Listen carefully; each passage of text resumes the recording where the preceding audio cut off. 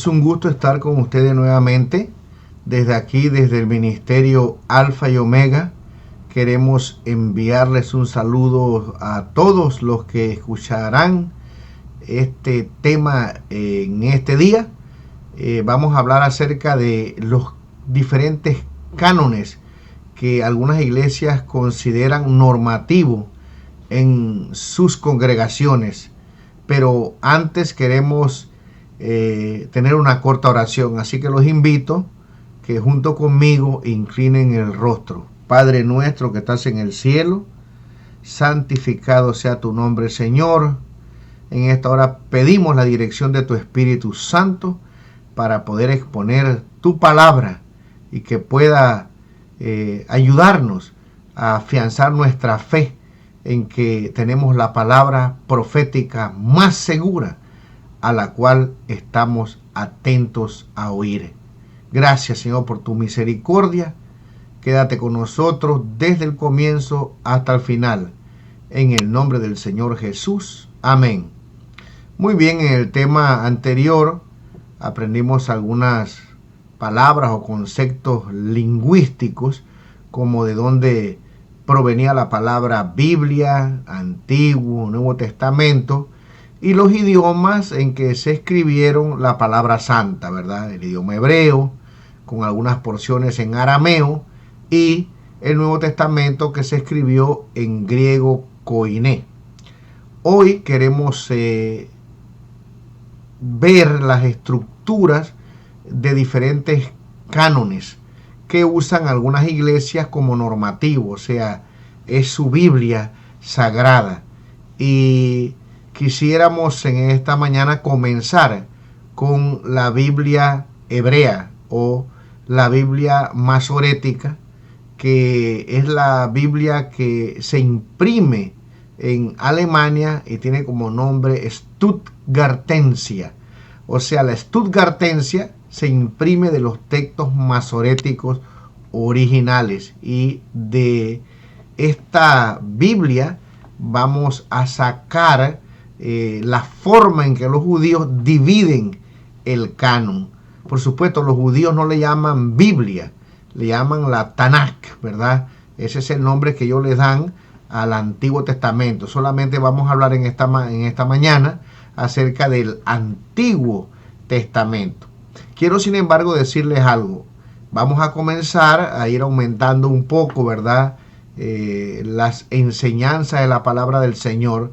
Y quiero decirles que cuando yo escuché por primera vez hablar de estos temas, sobre todo cuando entremos a hablar de los manuscritos que nosotros llamamos originales de la Biblia y su nomenclatura o los símbolos que se ponen para examinar el texto, que es el texto crítico, parece confuso a lo primero, pero la única forma que yo he encontrado de entender esto es estudiar y repasar hasta que finalmente he logrado entender algunas cosas, ¿verdad? Por supuesto, yo no soy experto en esto, pero voy a tratar de compartir lo que yo aprendí en el seminario cuando estudié teología. De paso, yo tuve unos profesores realmente que eran unos eruditos en esta materia, así que creo que aprendí algo. Y a mí me parece que lo que vamos a estudiar hoy es una base importante para responder algunas preguntas que haremos al final de este estudio. La otra cosa es que yo quiero que usted revise en lo que agregamos en este sermón en la parte de abajo. Habrán materiales que voy a dejar allí para que usted pueda bajarlos, estudiarlos y poder aprenderlos con más calma, ¿verdad? Así que cada tema tendrá algunos escritos que voy a poner en Microsoft y usted podrá obtenerlo para su estudio personal. Si usted encuentra que puede mejorar algo, escribirme y con mucho gusto hacérmelo saber, yo se lo voy a agradecer. O si tiene alguna pregunta con relación a este tema, no duden en hacerla, que con la ayuda de Dios, ¿verdad? Entonces vamos a estudiar si no lo sabemos y vamos a respondérselas.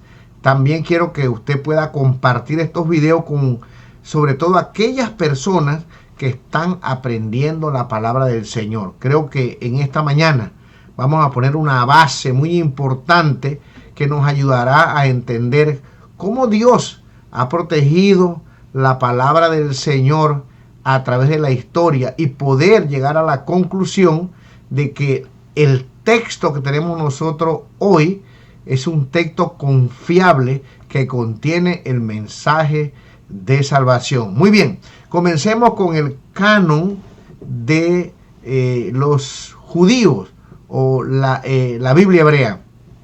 Ellos dividen en primer lugar su canon de la siguiente manera. Primero, la Torá, que son los 5 libros de Moisés. Los voy a repetir porque les voy a dar una tarea.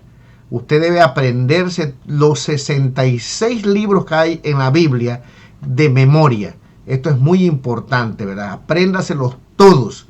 Y entonces esto será de gran ayuda para el estudio y para buscar, ¿verdad? Cuando se predica la palabra del Señor, ¿dónde está cada libro? Hoy vivimos en una época que todo es a través del teléfono, a través del PowerPoint, y eso es bueno, tiene su importancia, pero en muchas ocasiones nosotros comenzamos a dejar de memorizar y de usar ese cerebro que es un músculo, ¿verdad? Tenemos que usarlo. Y una de las cosas que nos puede ayudar a mantenernos activos, aunque los años vayan pasando, es que nosotros realmente podamos memorizar.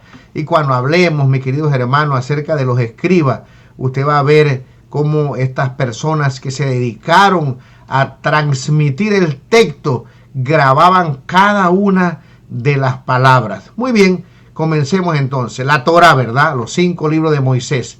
Después tenemos los profetas. En el idioma hebreo es los Nevi'im. Y estos se dividen en por lo menos 3 secciones. Primero tenemos los profetas anteriores, que son Josué, Jueces, Samuel y Reyes. Y después tenemos los profetas posteriores, que incluyen Isaías, Jeremías, Ezequiel, y el libro de los 12, que incluye los 12 profetas menores. Por supuesto, acuérdese que ellos no tenían el papel que tenemos nosotros, por lo tanto escribían o transmitían el mensaje, la palabra de Dios, en rollos de papiro o de pergaminos.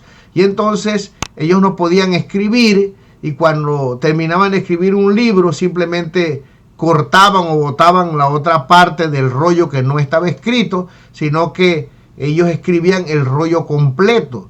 Por lo tanto, en la Biblia judía, los 12 profetas pertenecen a un solo rollo, ¿verdad?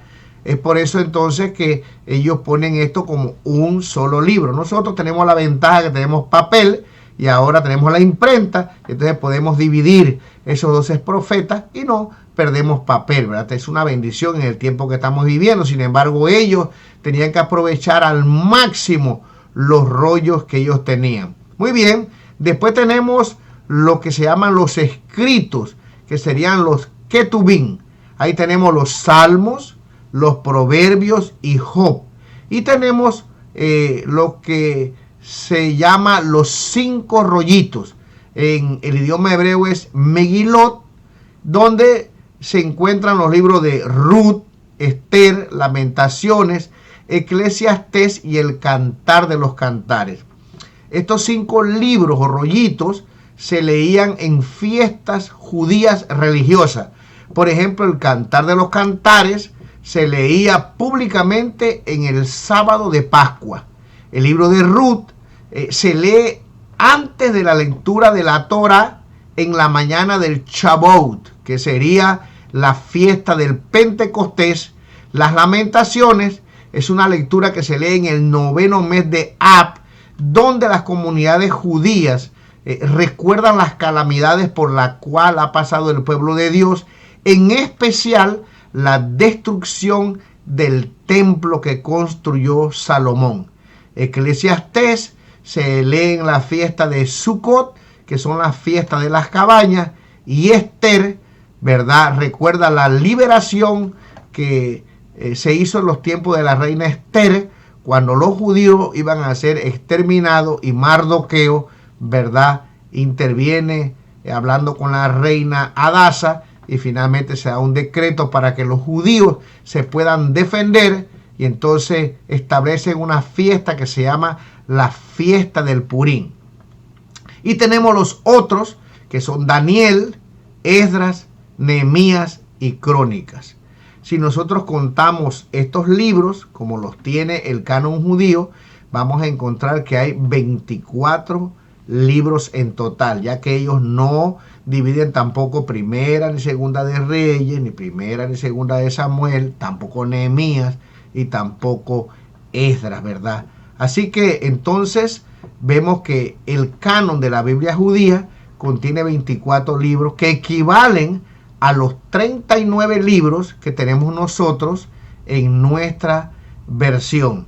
Muy bien, en el libro de San Lucas, capítulo 24 y versículo 44, nosotros encontramos la siguiente declaración del Señor Jesús. Y les dijo: estas son las palabras que os hablé estando aún con vosotros, que era necesario que se cumpliese todo lo que está escrito de mí en la ley de Moisés, en los profetas y en los salmos. Vemos aquí que ya para el tiempo de Jesús había una división de la palabra del Señor hebrea, y es que aquí dice que la ley de Moisés, que sería la Torá, los profetas, que son los Nevijín, y los escritos, que serían los salmos. Se llaman los salmos porque esta sección comienza con los libros de Salmo, que en realidad son 5. Así que muy bien, ahora vamos a ver el canon, que tiene una versión, una traducción de la Biblia más importante que se ha realizado en el mundo, y que fue la primera que se hizo de los originales hebreos, y es la Septuaginta.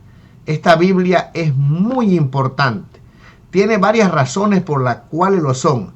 En primer lugar, mis queridos hermanos, esta Biblia fija el texto.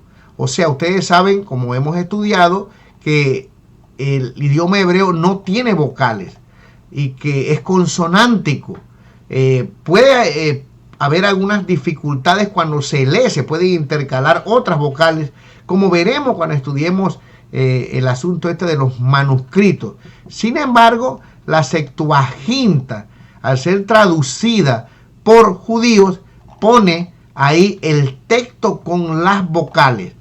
La otra razón por la cual esta traducción es de sumamente importancia es porque es la Biblia que usaron los discípulos cuando el Señor Jesús vino a esta tierra. La otra razón por la cual es importante es que todo el Nuevo Testamento está influenciado por las palabras de esta traducción. Por ejemplo, la palabra Christos, que se traduce en la versión de la Septuaginta, es la traducción de la palabra Mesías en el idioma hebreo. Tenemos como la palabra evangelio, tenemos la palabra doxa, que es gloria, ¿verdad? Tenemos la palabra que es Kyrios, que es Señor. Tenemos la palabra apóstol, expiación, pacto, fe, perdón, ley, paz, redención, justicia, ¿verdad? Todas estas palabras están influenciadas por la traducción de la Septuaginta, y que posteriormente se pasaron cuando se escribieron los libros del Nuevo Testamento. Hay 300 citas directamente de la Septuaginta que se citan en el Nuevo Testamento. Ahora, ¿cómo es que esta Biblia se tradujo? Bueno, hay una carta de un supuesto Aristeas, que era miembro de la corte del rey de Ptolomeo II. Y él escribe una carta a Filócrates, que era su hermano, contándole lo que estaba ocurriendo en la corte del rey. Y él cuenta que había un supuestamente bibliotecario que se llamaba Demetrio. Digo supuestamente porque algunos dicen que no es seguro si él lo era o no. Pero en esta carta dice que Demetrio es encargado de hacer una biblioteca.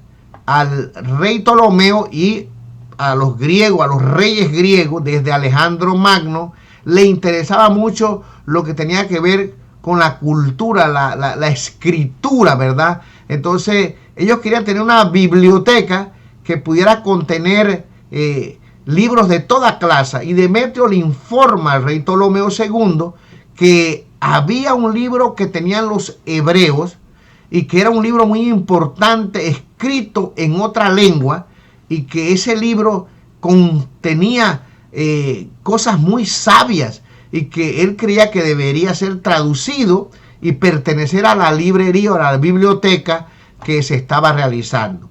El rey Ptolomeo le da entonces libertad a Demetrio para que él pueda contactarse con la persona encargada, que en este caso, según la carta de Aristea, en aquel entonces era el sumo sacerdote Eleazar. El rey le manda cartas a este sacerdote o sumo sacerdote, y entonces el sumo sacerdote manda 72 sabios. He leído en muchos libros que dicen que mandó 6 de cada tribu. Me cuesta mucho creer eso, porque en el año 722 las tribus de Israel desaparecieron. Los asirios las llevaron cautivos y dejaron en Samaria aquellos que eran los más pobres, y que ustedes saben que cuando Cristo vino, los samaritanos y los judíos no se podían tan siquiera ni acercar los unos a los otros, y estudiaremos en algún momento eso, porque vamos a estudiar acerca de la Torá samaritana, que ellos creen que es la Torá que realmente es la más pura, la que se ha conservado y que se conservó hasta los tiempos, ¿verdad? Muy antiguos. Pero siguiendo con el relato de la carta de Aristeas, se le manda la carta al sumo sacerdote y él le manda 72 sabios. Estos 72 sabios vienen a la presencia del rey, hacen un banquete durante 7 días. El rey le hace preguntas muy difíciles. Resulta ser que estos sabios responden a todas las preguntas que le hace el rey. Finalmente, complacido con las respuestas que le dan estos sabios, los manda a una isla que está en Faros, y ahí a la orilla del mar ellos entonces traducen la Biblia en 72 días completos. Finalmente entregan el trabajo a Demetrio. Se dan cuenta que, según la carta de Aristea, las 72 traducciones que hicieron los sabios, que fueron ubicados en celdas o cuartos separados, son exactamente la misma traducción. Se lee al pueblo la traducción. Esto fue hecho en Alejandría, este texto, y en esa zona de Alejandría vivían judíos que ya habían olvidado el hebreo, que habían sido helenizados por la conquista de Alejandro Magno, y que no podían leer las escrituras en el idioma original, y por eso algunos creen que ellos influenciaron para que se hiciera esta traducción, y así de esta forma poder tener los escritos sagrados. Aquí solamente se tradujo la Torá. Finalmente, después que el pueblo escucha la traducción que se hace, alaban a Dios, lo glorifican y dicen algunas maldiciones a cualquiera que cambiara algún texto de estos que habían sido traducidos. Finalmente, la carta, que es muy larga, solo estoy resumiéndola. Si usted quiere leerla, puede encontrarla ahí online, en internet está, demora como 45 minutos para leerla, pero finalmente estos sabios regresan con regalos, premios a Jerusalén, y entonces la traducción sigue llevándose a cabo. Se cree que demora más o menos unos 100 o 150 años más para que finalmente se pudiera traducir toda la Biblia completa, ¿verdad? Así que esto más o menos es el resumen que da la carta de Aristea de cómo surge la Biblia Septuaginta. Algunas personas creen que esto simplemente es una leyenda y que fue hecha para resaltar, ¿verdad?, a los judíos y a la santa palabra de Dios. Luego, mucho más adelante, cuando ya surge el cristianismo, ¿verdad?, entonces hay muchos problemas entre los cristianos y los judíos. Ya para el tiempo de Nerón, cuando él prende la ciudad o le pone fuego a una parte de la ciudad porque él quería construir algo allí.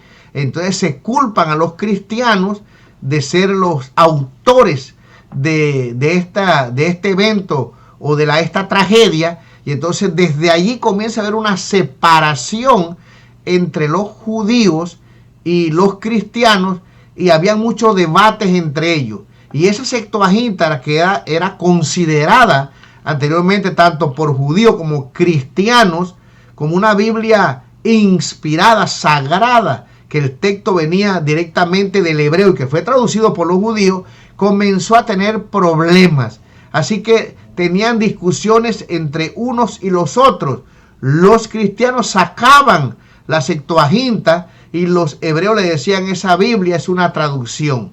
Lo que quiero decirles es que esta Biblia finalmente, y hasta el día de hoy, si usted escucha algunos sectores judíos, la desprecian. Sin embargo, mis queridos hermanos, esta Biblia es muy importante por lo que mencioné anteriormente. Fue la Biblia que usaron los cristianos para predicar la palabra del Señor hasta por lo menos el año 48-50, cuando comienzan a escribirse las primeras cartas del Nuevo Testamento.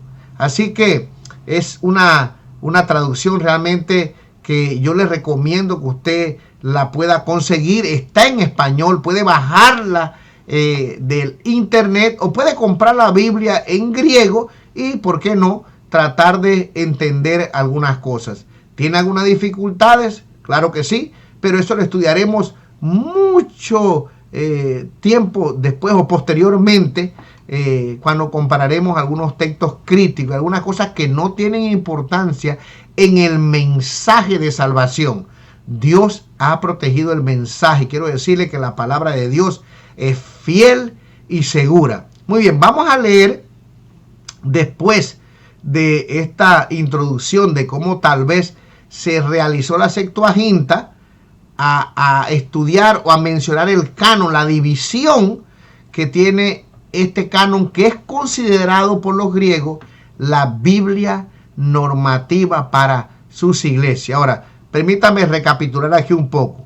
La carta de Aristea nos da o nos dice que estaba ocurriendo en la corte del rey Ptolomeo, pero algunas personas creen que no fue así, que esto es una leyenda y que realmente los judíos que estaban en Alejandría fueron los que motivaron a esta traducción, porque ellos no podían leer ya hebreo y querían una Biblia. Era necesario tener una Biblia. Inclusive algunos creen que en realidad los traductores de la Biblia salieron de Alejandría y no de los 72 ancianos, ¿verdad? Ahora, ¿por qué se llama 70?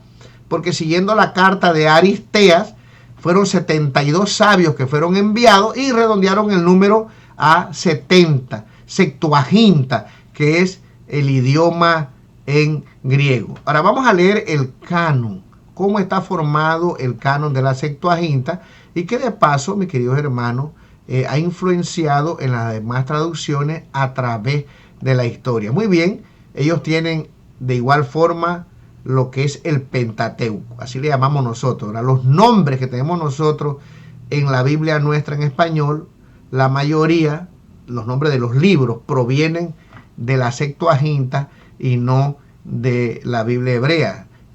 Por ejemplo, el libro de Génesis es Bereshit, acá se llama Génesis, ¿verdad? Y así sucesivamente. Si estuviéramos estudiando eso, vemos que los nombres de los libros normalmente salen de la primera palabra en la cual comienza el texto de cada uno de los libros de la Torá, y así sucesivamente. Muy bien, entonces tenemos, ¿verdad?, que ellos dividen el Pentateuco, los 5 libros de Moisés: Génesis, Éxodo, Levítico, Número, Deuteronomio. Y después tenemos entonces que viene Josué, Jueces, Ruth, y aquí en Primera y Segunda de Samuel, Primera y Segunda de Reyes, ellos lo dividen de una forma diferente. Aquí serían Primera, Segunda, Tercera y Cuarta de Reyes. Si usted ve en alguna traducción que tiene Primera y Segunda de Reyes, Tercera y Cuarta, no se asuste. Simplemente Primera y Segunda de Reyes en esas versiones es Primera y Segunda de Samuel. Y tercera y cuarta de Reyes sería lo que es en nuestra versión, primera y segunda de Reyes. O sea, tercera y cuarta de Reyes sería primera y segunda de Reyes nuestra. Luego viene primera y segunda de Crónicas. También aquí quisiera agregar que en algunas versiones, creo que en la Torre Hamad, no se llama primera y segunda de Crónicas. Pues si usted lee eso y ve que dice paraleikomenon, eso significa que ellos dejaron el nombre en griego como se tradujo en la Septuaginta. Así que paraleipomenon es primera de Crónica y segunda de Crónica, ¿verdad? Muy bien. Luego tenemos a Esdras. Aquí comenzamos con algunas diferencias de ese canon con el canon que tienen los judíos. Y es que aquí se agrega primera de Esdras. Este es un libro que no tiene la versión o el canon hebreo, sino que aquí tienen primera y segunda de Esdras. Segunda de Esdras sería lo que nosotros conocemos hoy como Esdras y Nehemías. En la Septuaginta, Esdras y Nehemías aparecen como un solo libro, ¿verdad? Se consideran como uno solo. Después viene lo que sería Esther, pero en Esther se agregan también 6 capítulos. Esos capítulos que se agregan son oraciones de Mardoqueo, cartas supuestamente que se enviaba entre el rey Asuero y Mardoqueo, que no están en la Biblia judía. Después viene Tobías, y aquí en Tobías aparecen ya la mención de 4 arcángeles, Rafael, etc. Después viene primera, segunda, tercera y cuarta de Macabeo, que es la historia de unos hijos que se rebelan contra los griegos, unos hijos del sumo sacerdote, comienzan una guerra y entonces Dios los libra milagrosamente, y vamos a hablar acerca de eso más adelante, porque hay una fiesta que se celebra de un milagro que ocurrió aquí en una de esas guerras. Después vienen los libros poéticos y proféticos, que serían salmos, pero hay que agregar que aquí en los salmos hay uno más. En vez de tener el salmo o llegar al salmo 150, aquí llega al salmo 151. Cosa que no hay que asustarse, porque en los manuscritos que se encontraron en Qumran se apareció otro salmo, que es el salmo 152. Luego aparece un libro que se llama Odas, que la iglesia griega ortodoxa lo considera como un libro canónico, y es la oración de Manasés. Ustedes saben que Manasés fue un rey muy malo. Según la leyenda, hizo un árbol que le hiciera un hoyo en el medio, ¿verdad? Y entonces metió al profeta Isaías y dice que lo aserraron y así murió. Sin embargo, esta Odas es la oración donde Manasés ora al Señor y se arrepiente. Después tenemos los Proverbios, Eclesiastés, tenemos Cantares, Job, y después viene un libro que se llama Sabiduría de Salomón. Tampoco este libro aparece en el canon de la Biblia hebrea. Y después tenemos Ben Sirac, que es el libro de Siracida, o el libro que se conoce como Eclesiástico. Tampoco está en la versión o en el canon de la Biblia hebrea. Y tenemos los Salmos de Salomón, y después también entonces tenemos los profetas menores, que son los mismos que tenemos nosotros: Oseas, Amós, Miqueas, Joel, Abdías, Jonás, Nahum, Habacuc, Sofonías, Ageo, Zacarías, Malaquías. Y tenemos los profetas mayores, que vienen después de los menores en este canon, que sería Isaías, Jeremías, Baruch, Lamentaciones. Tenemos la epístola de Jeremías, también la consideramos apócrifa. Tenemos Ezequiel, Daniel, y en Daniel aparece otros capítulos agregados, la historia de Susana, ¿verdad? Que es una mujer que es calumniada y que finalmente pues Dios la ayuda, ¿no? Y entonces tenemos Bel y el dragón, que es una historia donde hay que matar a un monstruo, y que Daniel comprueba que Bel es un dios falso. Y podemos decir que en la Septuaginta tenemos un desfase. Pues si usted va y lee la Septuaginta, va a encontrar que del Salmo 8 en adelante, hasta que llega, creo, al Salmo 147, no son los mismos números, porque en la Septuaginta ellos consideran el Salmo 8 y el 9 como un solo salmo, sería 8. Así que cuando nosotros leemos el Salmo 9, para la Biblia que tenemos nosotros, Reina Valera, en este caso sería el Salmo número 10. Y es que yo creo, ¿verdad? Y la mayoría de personas que son eruditas creen que la Septuaginta tiene razón, porque el Salmo 8 y 9 contiene las 22 letras del abecedario, ¿verdad?, hebreo. Quiere decir entonces que este salmo posiblemente era uno solo. Pero en la Biblia hebrea lo dividen como 8 y 9. En la Septuaginta es un solo salmo, y por eso de ahí hasta el 147, que la Septuaginta vuelve a dividir entonces este salmo, terminamos los dos con el Salmo 150. Pero acuérdense que la Septuaginta tiene un salmo más y terminan con la 151. Este es el cano de la Septuaginta. Después, mis queridos hermanos, viene lo que se llama la Vulgata Latina. Esta es otra traducción muy importante. Ahora, antes que la Vulgata Latina existiera, ya habían para el año 160, 150, otras versiones latinas que comenzaron a escribirse o se tradujeron de la Septuaginta. Y es que ustedes saben, los misioneros que salían a predicar la palabra del Señor comenzaban a traducir la palabra de Dios. Y da la casualidad que en algunos lugares se comenzó ya a hablar latín, la lengua latina comenzó a surgir. No es hasta el año 313 cuando Constantino finalmente da el edicto de Milán, y la iglesia que estaba perseguida ahora no es más perseguida, valga la redundancia, sino que ahora Constantino le da los templos, los ayuda y la hace la religión oficial del Imperio Romano, cuando el idioma latín comienza a desplazar al idioma griego, y ahora se hace necesario poder tener una traducción en el idioma latín, porque las iglesias comenzaron, ¿verdad?, a hablar y a predicarse la palabra en este idioma. Ahora, antes que Jerónimo fuera encargado por el padre Dámaso a revisar la versión Vetus Latina, que voy a explicar ahora mismo, y que él decidiera hacer la traducción de la Vulgata Latina, ya existían para el año 50 por lo menos 3 versiones en latín de la palabra del Señor. Esas versiones estaba una en África, la otra se conocía como la versión italiana y la otra la versión hispana. Estas 3 versiones eran en italiano, en latín.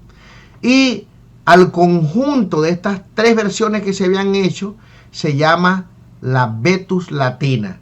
Ahora, esta traducción tenía algunos problemas, y el padre Dámaso, preocupado por estos problemas, le pide a San Jerónimo que revise esta versión, pero él le pide que la revise con la Septuaginta.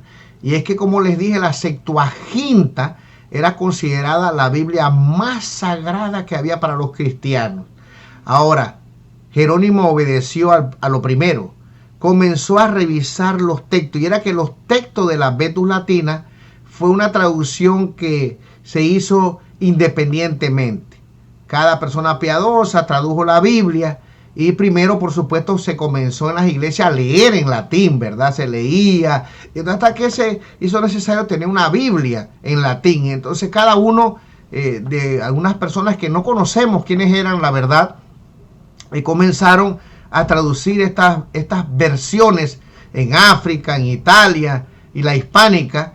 Y entonces, según Agustín, estas traducciones no estaban bien hechas, eran de mala calidad, ¿verdad? Uno de los problemas que había era que era muy literal. Así que entonces se le da este trabajo a Jerónimo de revisarla, corregirla, ¿entiende? Hacer, como decimos nosotros aquí, un update del idioma.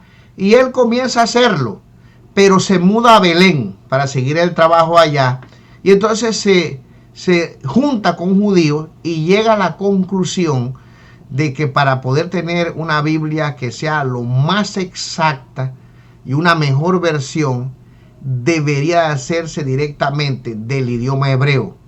Estudia el idioma hebreo y ya para el año 383 se comienza, ¿verdad?, a traducir la Biblia de hebreo a latín. Esto le trajo muchos problemas, como siempre, ¿verdad?, porque los cristianos consideraban la Septuaginta como una Biblia sagrada, y ahora Jerónimo decide traducir y desobedecer al Papa Dámaso y traducirla de los idiomas del hebreo. Por lo tanto, esta Biblia es muy importante porque está traducida directamente del hebreo. Ahora, al estudiar bien este tema, nosotros llegamos a la conclusión, y los eruditas de que esta Biblia también fue traducida de la Vetus Latina. O sea, en esta versión hay capítulos que se copiaron de la Vetus Latina directamente, y también Jerónimo usó la Septuaginta.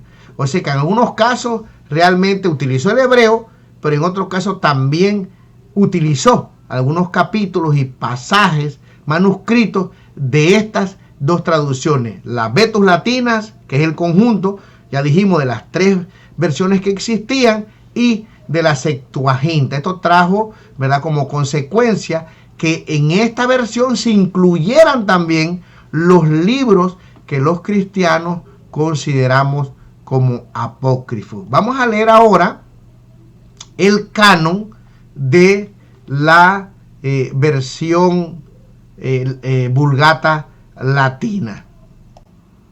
Tenemos entonces que contiene los primeros 5 libros de Moisés. Vemos que en todos los cánones esto se mantiene igual, ¿verdad? Génesis, Éxodo, Levítico, Número, Deuteronomio. Luego viene Josué, Jueces. Viene un libro que se llama Primera y Segunda de Reyes. Viene Primera y Segunda de Samuel, o en algunos casos también lo conserva igual que la Septuaginta, Primera, Segunda, Tercera y Cuarta de Reyes. Después viene Paralipomenon, Primera y Segunda, que sería Primera y Segunda de Crónicas. Primera de Esdras, que ya comienza un libro apócrifo, ¿verdad?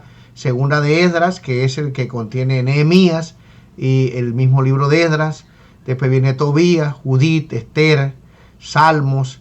Después viene Proverbios, Eclesiastés, Cántico de los Cánticos, Sabiduría, Eclesiástico, Isaías, Jeremías, Lamentaciones, Baruch, Ezequiel, Daniel, Oseas, Joel, Amós, Abdías, Jonás, Miqueas, Nahum, Habacuc, Sofonías, Ageo, Zacarías, Malaquías, Primera y Segunda de Macabeo. Como vemos en esta lista aparecen libros que no tenemos nosotros los protestantes, y que prácticamente son los mismos libros que aparecen en la Septuaginta, con una cierta variación de que no tienen Tercera y Cuarta de Macabeo. En conclusión, esta Biblia tiene 7 libros de más de los que tenemos nosotros, que serían Tobías, Judith, Primera de Macabeo, Segunda de Macabeo, Sabiduría, Eclesiástico, llamado también Sirac, Sabiduría o Baruch, ¿verdad? Y estos libros nosotros los protestantes consideramos que no debieran pertenecer al canon, pero ya vamos a estudiar esto, no simplemente diciendo que ellos tienen más o ellos dicen que nosotros tenemos menos, sino basados en el mismo texto, en base histórica, para saber si en realidad estamos nosotros los correctos o tenemos base para rechazar estos libros que pertenezcan al canon. No solamente, como dice este teólogo, que es un teólogo muy bueno católico, sino que debemos de estudiar esto. Escuchemos lo que dice. Hola, ¿cómo están? Soy el padre René Grimaldi. Bienvenidos al programa Con la Fe y la Razón, tema de actualidad para jóvenes y adultos. Tenemos hoy un tema titulado el canon de la Biblia, inspiración, canonicidad y magisterio. Básicamente hace referencia a saber cómo se hizo la lista de los libros que conforman la Biblia, o, para decirlo de manera quizás más clara, cómo o quién decidió qué libros sí forman parte de la Biblia. Si usted analiza varias Biblias cristianas, verá que no todas tienen el mismo número de libros. La católica trae todos los libros, que son 73, 46 del Antiguo Testamento y 27 del Nuevo Testamento. De hecho, usted puede revisar su Biblia, la que tiene en su casa, y ver si tiene todos los libros. Como decía antes, 46 del Antiguo, o 45 si se junta Jeremías con Lamentaciones, y 27 del Nuevo Testamento. Pero lo importante es saber cómo se hizo o por qué se hizo ese catálogo, esa lista de libros. Muy bien, resumiendo entonces lo que dice este teólogo católico, la Biblia de ellos tiene 73, ¿verdad? Y usted puede revisar, dice, la Biblia suya, a ver si contiene estos libros o no. Así que vamos a responder algunas preguntas durante los siguientes temas.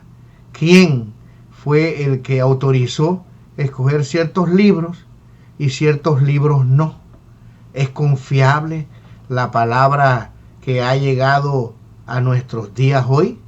Si ha sido traducida a diferentes idiomas, ¿tenemos una Biblia confiable? No mencioné el canon nuestro, pero el canon nuestro nosotros lo conocemos, ¿verdad? Y ya se me acabó el tiempo, pero prácticamente sigue el mismo canon que tiene la Septuaginta, sacando los libros que nosotros llamamos apócrifos. Vale la pena recalcar que estas versiones como la Septuaginta y la Vulgata Latina son libros muy importantes, ya que de ellas se tradujeron otras versiones y que son muy antiguas. La Vulgata Latina procede del siglo número 4, ¿verdad? Después de Cristo. Fue la primera traducción que fue impresa por Gutenberg en la imprenta que él había creado o inventado. Así que son Biblias muy antiguas que realmente nos transmiten a nosotros de los mismos idiomas hebreos una traducción de este idioma. Por lo tanto, no debemos despreciarlas, ¿verdad? Ahora vamos a responder esa pregunta, tal vez en el próximo tema, acerca de los libros apócrifos. Me los estoy leyendo todos nuevamente, porque no quiero hablar de algo que no he leído. Así que, bueno, mis queridos hermanos, por el momento hemos llegado a la conclusión. Espero que esto les sirva de base para poder entender la respuesta que voy a dar acerca de quién eligieron los libros, por qué tenemos algunos más en los canon, otros menos, y cómo podemos nosotros realmente llegar a la conclusión de que nuestros 66 libros que tenemos en la Biblia son los libros canonizados y que son los correctos. Vamos a terminar con una oración, y si tiene alguna pregunta envíela. Seguramente en toda esta explicación hay cosas que no pude decir con más detalles, pero si usted me manda una pregunta, yo puedo hacer un corto video para poder respondérsela. También queremos decirle que vamos a publicar en este canal una campaña que estamos haciendo por el pastor Carlos Molina. Algunos en Centroamérica se han de acordar mucho de él, sobre todo mi clase, ¿verdad? Que estudiamos varias materias con él y tenemos la bendición de tenerlo con nosotros en esta semana. Así que vamos a hacer una sección, los editores van a poner ahí todos los temas que están muy interesantes, ¿verdad? Que él está exponiendo en nuestra iglesia. Terminemos en esta hora con una oración. Padre nuestro que estás en el cielo, te agradezco, Señor, por la oportunidad que me das de haber terminado este tema. Espero que sea de ayuda, no solamente para mí mismo, que tengo que volver a estudiar lo que ya había estudiado en el seminario, sino para otros que lo escuchan, puedan realmente sentir interés, sobre todo de estudiar más las Escrituras y poder como dijo el Señor, realmente creer que en ella tenemos la vida eterna. Gracias por darme esta oportunidad y bendice una vez más a todos los que van a escuchar este tema. Muy bien, queridos hermanos, que el Señor los bendiga y nos vemos en la próxima.